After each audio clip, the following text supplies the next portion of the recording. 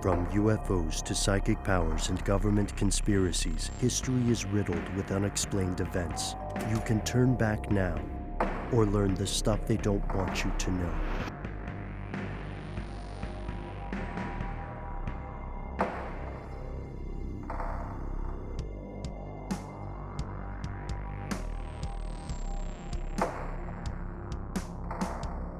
Officially, the story goes, along with those weapons, along with those possible code books, they recovered the cadavers, the bodies of 6 Soviet Navy members, and these individuals were buried at sea during a memorial service, and they were buried in metal coffins because the Americans were worried that there would be possible radioactive contamination. And you can actually see the service that they conducted online. They had both countries' anthems played. They did the memorial service in both Russian and English.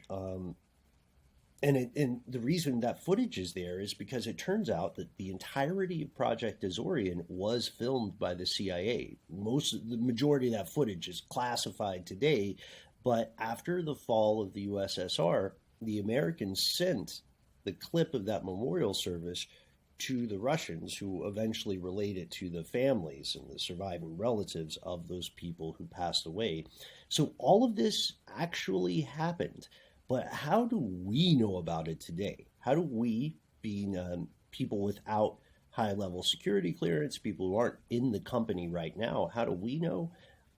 We know about it because of good journalists. We almost didn't know about it. The government stopped, as it can from time to time do, the New York Times from reporting on the subject. But the LA Times decided to, just go for it, and they went public. The Soviet Union actually did not make an official response at all. And I can see why. It's sort of embarrassing, right, for them? Yeah, no kidding, especially since they sent those 2 other ships over. And I love the point made there, Noel, because it's something we need to acknowledge more openly. The U.S. government can exert control over media, and they did so in this case. And the LA Times deserves a lot of kudos for bucking that trend. But it's also with the Soviet response, we can only imagine what went on behind the scenes, like how many people were fired, how many people got shipped off somewhere. That's one of my questions. Later examinations of Project Azorian have called aspects of this story into question. That's right, folks, there are conspiracy theories about this proven conspiracy. So picture Exhibit saying, I heard you like conspiracies, so we put some conspiracies in your conspiracies. K129 was only one victim of a submarine massacre that occurred. All in all, in 1968, there were not 1, but 4 different submarines that disappeared. In 1 year, there was the INS Dakar, which was an Israeli sub, the Minerve, which was a French sub, and the USS Scorpion, which was a U.S. sub. At the very least, and I don't know what this means, I'm not saying they're all related, but it was at the very least a terrible year to serve on a submarine. And like you and I have been alluding to, not everyone believes the official version of the conspiracy surrounding the K129. In fact, folks think that the Americans were after something else, not just nuclear weapons, not just codes. But what would they be doing down there? Well, that was the big question, and it was big enough that it actually went to court, military court. The Military Audit Project led a lawsuit suggesting that the mission to steal a Soviet sub was, in fact, a cover story for another, even more secretive mission. It seems like a stretch. Isn't this secretive enough? Do we really need another layer to these Russian nesting dolls of conspiracy? Come on. Can't you just be satisfied, conspiracy people? What would they have done? I don't know. I mean, it's already secretive enough, right? It's already high doubly, weirdly extra, double plus secret. I just don't know what it could have possibly been. But yeah, well, some of the proposed true goals were things like, they're not really recovering the submarine at all. Instead, they're tapping undersea communication lines, which is a real thing that happens. There was Operation Ivy Bells, I believe it's called. I have a theory, Ben. They were making a pact with Cthulhu. Ah, yes, that's why I put the Cthulhu in there, because let's take it a step further. What I like is the idea that maybe some Lovecraftian eldritch monster from the deep didn't all the way wake up, but like rolled over in its sleep, and those four subs that disappeared were trying to fight it. Maybe they put it back to sleep. Maybe there was a nuclear incident. I think our theory is pretty cool. Pretty solid. But other theories include the idea that the U.S. government was installing underwater missile silos or repairing the hydrophone net. And just to be fair, I mean, underwater missile silos are a thing. That's not just the stuff of Bond films, right?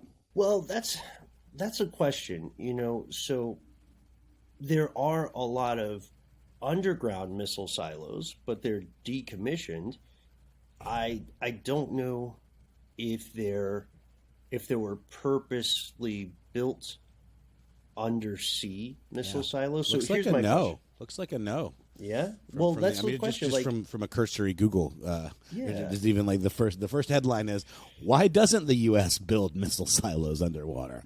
Well, I mean, would they why need don't to? you ask them? I don't know. I for some reason in my mind, I'm picturing some moment from some movie where rockets emerge from under the sea. Well, couldn't that come from a submarine, though? Because those are like movable underwater missile silos. It's a good point. It's a good point. You know? Why lock yourself down in one location? Makes it a lot more easy to find and destroy your infrastructure, right? Yeah. Maybe I'm a free spirit, But maybe the juiciest theory is this, and this has like shades of Hunt for Red October. It's the idea that the K-129 was a victim of mutiny. And here's the pitch. So rogue KGB agents try to take over the sub and disguise themselves as a Chinese Navy vessel. They launch nuclear weapons in hope of sparking a war between China and the United States. This sounds a little Rube Goldberg-esque, but it's, false flag thing. This comes from a book in 2005 called Red Star Rogue by Kenneth Sewell and Clint Richmond. Now, that's like a fiction book, right, Ben? No, they think it actually happened. That's Really? the argument, but it doesn't seem to hold much water, in my opinion. Yeah, it's good. Good nautical pun. Yeah. So, yeah, what would you do to disguise yourself as a Chinese Navy vessel? I mean, wouldn't they have different types of crafts? Would it be as simple as just like flying a Chinese flag? I don't. Yeah, the details on that are scant. I believe that they have what they feel is backing evidence in Red Star Rogue, but there are a couple of signals you could change, or call signs, or if you had access to codes that you knew the U.S. or Chinese intelligence forces knew, then you could try to, pull the old Star Wars thing, like it's an old code, but it checks out kind of move. To be fair, we've talked a lot about the U.S. perspective. We haven't talked about the Russian perspective. Russian historians don't agree with these ideas. They have their own theory, which is pretty widely accepted in Russia, from what I understand. They say that the K-129 sank because another sub ran into it, an American submarine called the USS Swordfish, which is better named than halibut. At least it's got like a built-in weapon. Yeah, exactly. The U.S.